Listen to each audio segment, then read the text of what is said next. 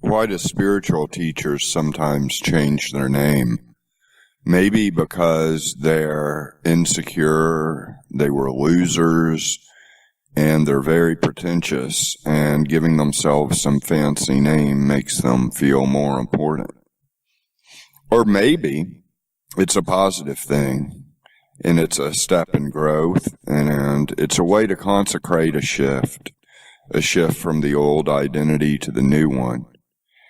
And it's not done for the sake of marketing, it's done for the sake of their own growth, for embodying fully the new identity, perhaps the watcher, the observer, the deep, deep presence within rather than the person that had a social identity. And so much of that social identity is tied up with their old name, that changing their name to the new identity seems absolutely necessary, and perhaps it helps them too.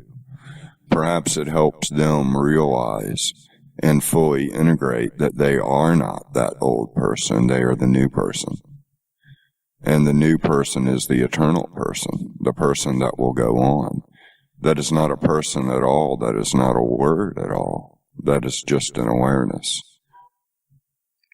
You know, I used to think that changing the names and the way they did that, something wasn't quite right about it, as if they weren't grasping their true human imperfect nature. They weren't getting real. They weren't claiming the real body and the real problems that they had to deal with day to day. They were doing some sense of spiritual bypassing. And maybe some of them do that.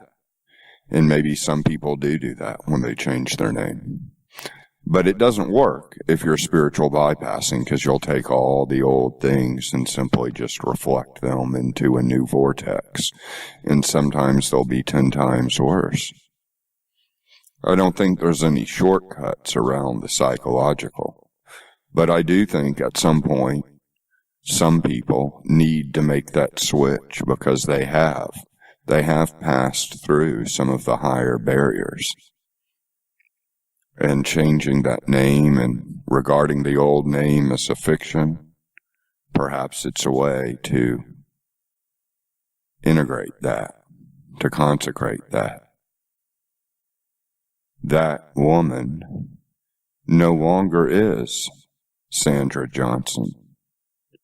That woman is Lakanaka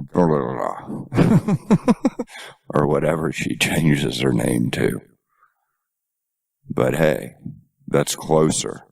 That's closer to the real presence than that old person she was walking around with, that people put so much energy into, that people projected so much pain into, that people projected expectations into, and all was contained in that name. So she changed her name from Sandra Johnson to Lakalakapulaka.